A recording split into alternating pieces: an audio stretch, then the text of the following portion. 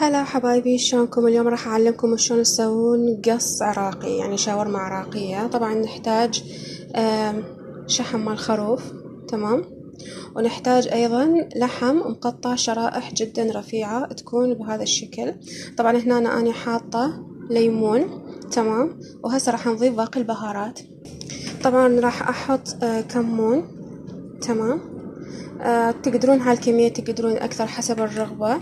وأيضا راح نحط فلفل أسود، مو هواية الكمية، يعني شي بسيط حسب انتو نوع البهارات اللي عندكم. أنا نوعية ممتازة عندي. وطبعا هسه نخلطهم بإيدينا. طبعا خلطتهم بإيدي وراح نتركهم تقريبا 10 دقايق، ربع ساعة، تقدرون ساعة، ساعتين، تقدرون يوم، يومين، تمام. حاولوا ان القطع دائما تكون صغيرة، ما تكون كبيرة، على مود تستوي اسرع، تمام. لانه حتى راح يخلي طعمها صار اطيب. اكو ناس يحطون لبن، اني افضل بس هاي المكونات اللي قلت لكم عليها. وطبعا بعدين ورا ما يستوي راح احط الملح على مود اللحم لا يكز اثناء الاستواء فما يستوي زين، تمام. بعد مرور الوقت اللي انتو تريدوا راح نجيب طاوة وراح نحط بيها اللية، راح نصفطها بهذا الشكل بالقاع مال الطاوة، تمام، على مود يصير تحت طبقة اللحم. طبعا هاي الكمية اللي عندي تكفي 3 أشخاص تقريبا، تمام. هاي الطاوة الكبيرة إلي والبابا، والصغيرة الأخوية. وهاي كمية اللحم راح تكفي 3 أشخاص. هسه نجيب بكل بساطة بعد ما مر وقت على تنقيع يعني اللحم بالليمون وبالبهارات، نصفطه بهذا الشكل فوق اللية، وناخذ راحتنا ونصفط على كيف. ونحاول ما نخلي طبقة فوق طبقة على مود يستوي أحسن، ونخليه فوق اللية لأنه الطعم يطلع كلش طيب بهذه الطريقة. أصفطه وأرجع لكم. طبعا صفطتهم بهاي الطريقة، اللي هي لي جوا واللحم لي فوق. تقدرون تزيدون عليها دهن إذا تريدون، بس أنا أفضل الكمية اللي حطيتها، أحسها كلش كافية. وهسه نحطها على النار. طبعا الطباخ لازم تكون العين الورا اللي هي تكون وسط، تمام. لأنه هاي العين الكبيرة ما نريدها لأنه راح تحرق اللحم. وطبعا هاي العين ما راح نحط عليها اللحم بهالطريقة، وما راح ننصيه للأخير ولا حنعليها، راح نحطها بين وبين.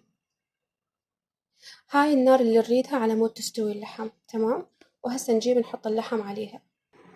طبعا بعد ما علقنا النار وحطينا اللحم نقبضها وما نفتح القبض أبد، تمام، ونعوفه يستوي.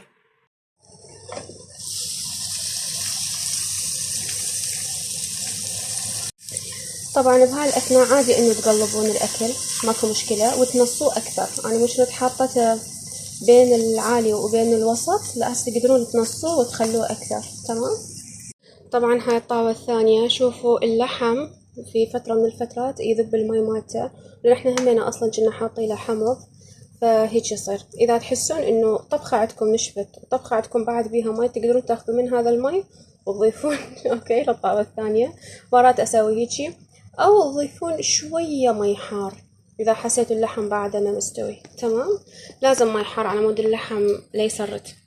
طبعا نصيحة، إذا طاوة صغيرة جيبوها على عين صغيرة، بس إذا طاوة كبيرة حطوها على عين الوسط، تمام، على مود لا تصير مثل طاوة أخوية تستوي بسرعة. فهسه أنا حاليا ححول من هنا لهنا، تمام، وهذيك أطفيها أستغني عنها.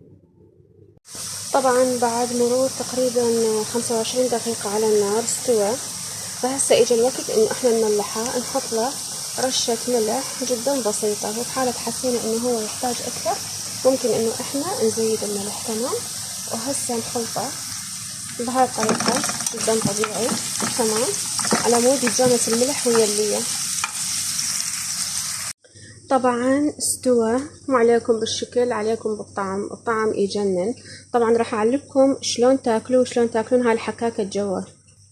اكو ناس ممكن هاي الحكاكة جوا ما ياكلوها او يغسلوها بعدين. هاي اطيب شي. هاي شلون تطلع؟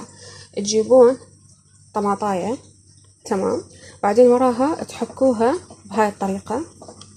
طبعا مثل ما تلاحظون اختفت الحكاكة لانه هي تجانست ويا ماي الطماطة. فبعدين وراها لما راح تجيبون الصمونة وتسوونه بهاي الطريقة، النكهة كلها ببطن هاي الصمونة. وطبعا بعدين راح تحشوها ليا ولحم، راح تستمتعون بألذ طعم، وطبعا تاكلون الطماطة وياها. وهذا كان نهاية فيديو لليوم، بالعافية.